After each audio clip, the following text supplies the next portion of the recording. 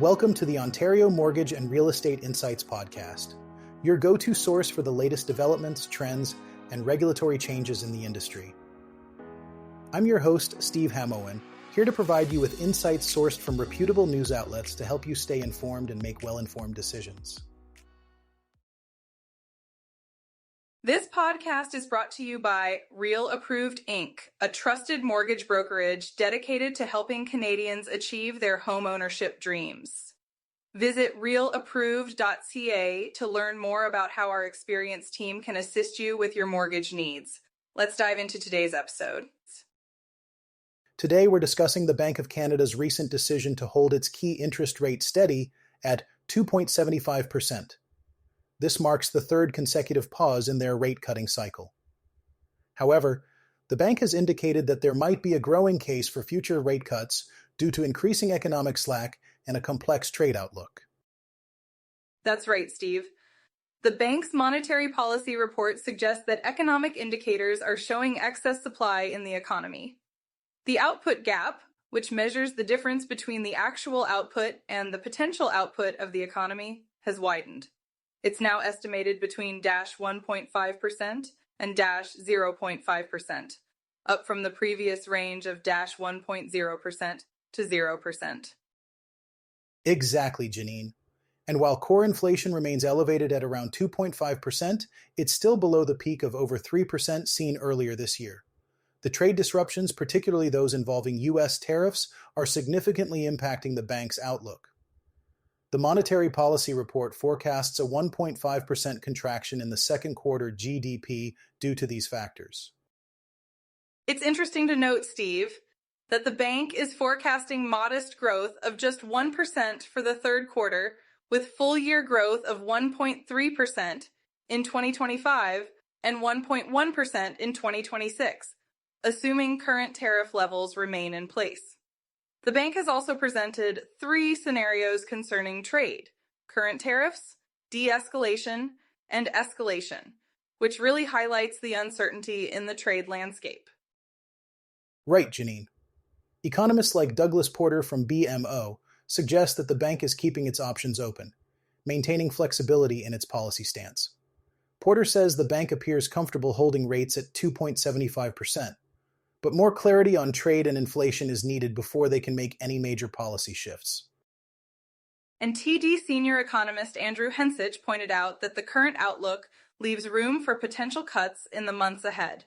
He mentioned that a plausible economic path might fall between the current and de-escalation scenarios, which could justify reducing the overnight rate if excess supply continues to build up.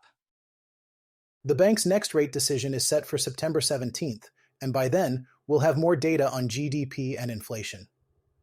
This could influence whether a rate cut is on the horizon. As Douglas Porter noted, those hoping for cuts may need to be patient as the bank waits for more real-time developments.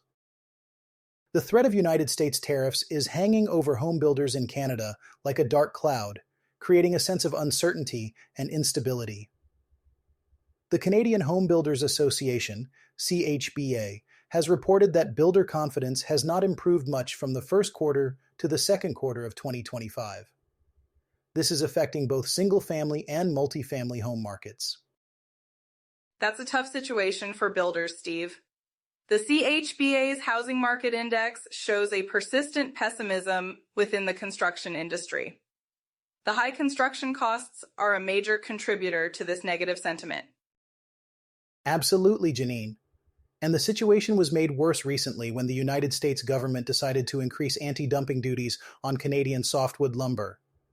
This aggressive stance on Canadian imports is leaving the lumber market without good news, according to wood market expert Russ Taylor. It must be really challenging for the sawmills in British Columbia, Steve. They are facing so much uncertainty regarding the levies their products might face due to these trade tensions. It's like they have to plan for multiple scenarios without knowing which one will actually happen. You are right, Janine. The looming August 1st deadline for a tariff deal set by U.S. President Donald Trump adds even more pressure. If no deal is struck, we might see a new wave of tariffs, and this is separate from the ongoing lumber duties. It is a very complex situation. and that complexity is definitely affecting the confidence of Canadian home builders. The potential for more tariffs could weaken the sawmills further and hurt the construction outlook. This sense of chaos is making it hard for companies to plan effectively. Yes, and the ongoing Section 232 investigation by the U.S. government into lumber imports adds another layer of uncertainty.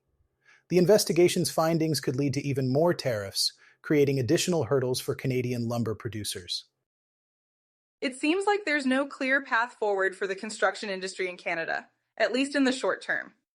However, the Canada Mortgage and Housing Corporation, CMHC, has noted that while some regions like Atlantic Canada, the Prairies, and Quebec might remain strong, British Columbia and Ontario are expected to see a fall in housing starts due to high prices and increased construction costs.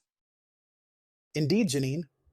The situation remains fluid, and until there's more clarity on the trade front, Canadian homebuilders will need to navigate this challenging landscape with caution.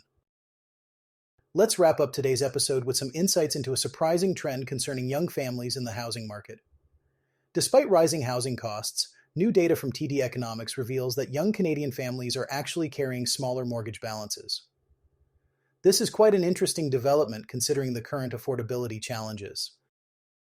It is indeed, Steve. The report highlights that average mortgage balances among households where the primary earner is under 35 years old have decreased by $15,500 since their peak in the third quarter of 2022. This is a significant contrast to other age groups, where mortgage debt is on the rise. Precisely, Janine. During the same period, mortgage balances for households aged 55 to 64 increased by $18,000, and for those 65 and older, they rose by $4,000. It suggests that young families are either opting for less expensive homes or, in some cases, avoiding home ownership altogether due to affordability challenges. And that challenge is quite real, Steve.